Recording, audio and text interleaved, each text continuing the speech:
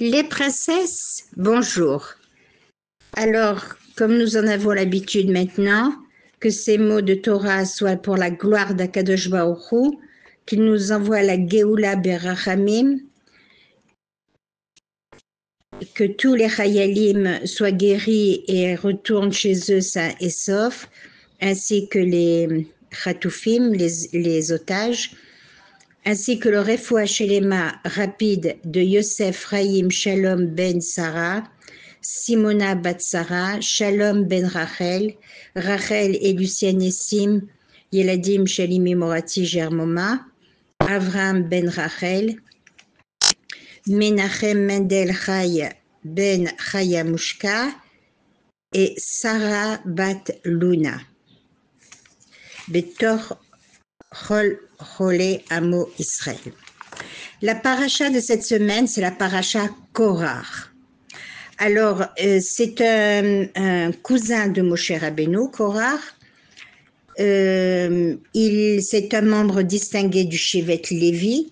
Il a une fonction importante dans le service du Beth Amikdash puisqu'il porte le Misbéach. Il est brillant, il est érudit, il est beau, il est riche comme Crésus. Enfin, il avait tout pour lui, mais voilà que la paracha vient nous décrire la rébellion dont il est à l'origine. Cette paracha porte son nom et ce fut l'homme qui conduisit une partie des membres représentatifs de Am Israël, 250, tous des notables d'Israël, à se révolter contre Moshe Rabbeinu, appelé l'homme de Dieu, Adon Haneviim, contre la prêtrise, le saint de Dieu d'Aaron, et au fond, contre les décisions divines. Il y a seulement 5 parachutes dans tout le Chumash qui portent le nom d'hommes, Noach, Yitro, Korach, Balak et Pinchas. Comme nous le constatons, ces noms comprennent et des sadikim et des impies. Ces 5 hommes méritaient d'avoir chacun une paracha en son nom. Ils étaient tous uniques, chacun d'eux était remarquable et seul et unique dans sa propre génération. Korach ne se distingua pas pour la bonne cause, mais pour destituer Moshe et de prendre sa place comme chef. Korach veut le pouvoir et ses arguments sont « nous sommes tous saints, pourquoi Moshe Aaron serait au-dessus de nous ?» Feignant la pitié et un grand souci d'honorer et du bien-être de Am Israël. En vérité, un jour, Korach incita à la récolte.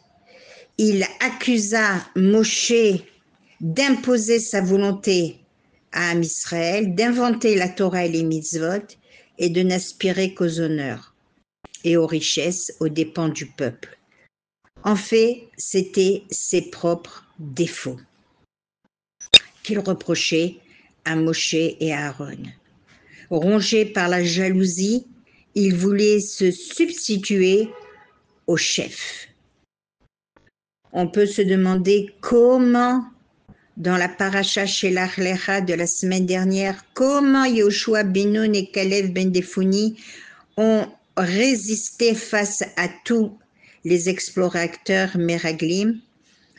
Ils leur ont lancé des pierres pour ne pas les avoir joints dans leur rapport sur Eretz Israël, d'où leur force aux deux et leur détermination. C'est vrai qu'il y a eu de nombreux enterrements. C'est vrai que tout ce qu'ils ont dit, c'est vrai. Mais il y a des explications à tout cela. Mais pour en revenir à notre question, comment Yeshua et Kalev ont résisté, c'est uniquement grâce à leur Yirat Shamayim. Korach a provoqué les dissensions et les troubles provoqués par le rebelle n'avaient pas pour cause l'intérêt divin, ni même l'intérêt collectif. Les motifs en étaient au contraire égoïstes et mesquinerie. Comme il fallait s'y attendre, Korah échoua misérablement et connut une fin sans gloire, entraînant dans sa chute tous ceux qui avaient pris son parti. Et là, il faut en voir une leçon. À tous ceux qui, pour des raisons personnelles et égoïstes, tentent de miner la direction véritable au sein d'Israël, son but, séparation totale des Kohanim avec le peuple, ce qui le gêne, l'influence des Kohanim pour tenter d'élever le peuple vers la spiritualité, ce lien entre les Kohanim et le peuple, ils ne le supportaient pas, que le peuple consacrent leur force et leur temps à l'étude de la Torah et au service de la Tfila. Grâce à Korah, la prêtrise fut renforcée et leur statut se révélera entre les Kohanim et Am Israël en loi éternelle. Maintenant, je voudrais vous rappeler qu'aujourd'hui, il y a 2 Iloulot. Il y a la Iloula du Rav Mordechai Eliaou et il y a aussi la Iloula de Rabbi Ishmael ben Elisha qui était Kohen Gadol. Alors, qui a fait aussi partie des Asara Rogé Malchut, des 10 martyrs qui sont morts en Kiddush Hashem, pour la gloire d'Hachem, et que leur srout hâte la Géoula Bezrat Hachem. Je voulais vous parler aujourd'hui, au lieu de vous raconter une histoire, de la femme d'exception, la femme d'On Ben Pélé. Alors évidemment, ce sont des événements tendus que nous raconte cette paracha Korah. Et lorsque la mort vint frapper les Réchaïm dans cette paracha de Korah, le lit dans lequel On Ben Pélé, où il dormait, alors rappelons vite fait que lorsque lorsque les colloques de Kohar sont venus chercher On Ben Pélé, ils ont sa femme lui a donné bien à manger et lui a fait bien boire jusqu'à ce que il s'est endormi et là, elle le cacha. Elle se mit devant la tente, ouvrit sa chevelure et sa fille en fit autant et elle vint de se coiffer. Lorsque les colloques de Kohar sont arrivés et qu'ils l'ont appelée, de loin, ils ont vu une femme qui faisait le geste de se coiffer. Ils s'en sont éloignés et c'est comme ça qu'elle a sauvé son mari. Mais voilà que lorsque la terre a englouti Korah et les 250 partisans, le lit de On Ben Pélé aussi s'est glissé et avancé pour être englouti par l'abîme. Sa femme s'agrippa au bord du lit de son époux de toutes ses forces et pria, Maître de l'univers, On s'est dissocié de Korah, On ne s'est pas présenté devant le Ohel Moed, on a juré par ton grand nom qu'il n'est pas un partisan de Korah. Si jamais il viole son serment, tu pourras alors le châtier. C'est ainsi qu'elle s'acharna à sauver son bien unique. Et On fut épargné par le sceau de cette femme, dont on ne connaît même pas son nom. Mais ce n'est pas tout. Et en épouse parfaite, en échette Raïl, elle lui adressa ensuite ses réprimandes. Maintenant, va trouver Moshe et présente-lui tes excuses. On répondit, comment le pourrais-je? J'ai trop honte pour me présenter à lui. Eh bien, savez-vous quoi? Son épouse se rendit alors chez Moshe Rabbeinu, pleurant amèrement.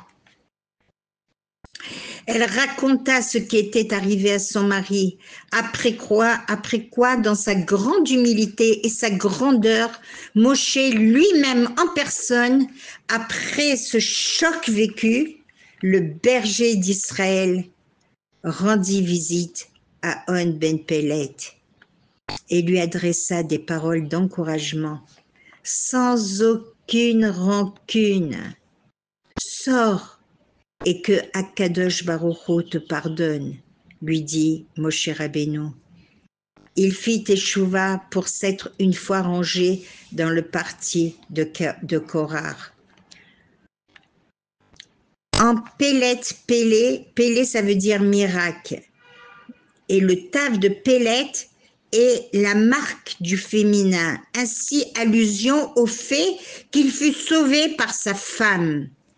Un verset dit dans Michelet, la femme sage bâtit sa maison. Michelet Tesha Echad 9.1. Ce verset se réfère à une femme dont on ne connaît pas le nom. Pas, ce qui n'est pas important d'ailleurs. L'importance, ce sont ses faits. L'épouse et la fille d'On Pélé, la sagesse sauva leur famille de la destruction. Alors que une méchante femme l'a détruit de ses propres mains. Ce verset fut enseigné à propos de l'épouse de Kohar, qui entraîna son mari et toute sa maisonnée dans la ruine. Alors Chazal nous raconte, à cause de l'épouse de Kohar qui a attisé le feu, il faut quand même remettre les choses à sa place. La femme de Kohar faisait tout de même beaucoup de mitzvot. Et lorsque Kohar fut absorbé par le Guéhinom, comme une boule de feu, le srout de ses mitzvot ont éteint ce feu.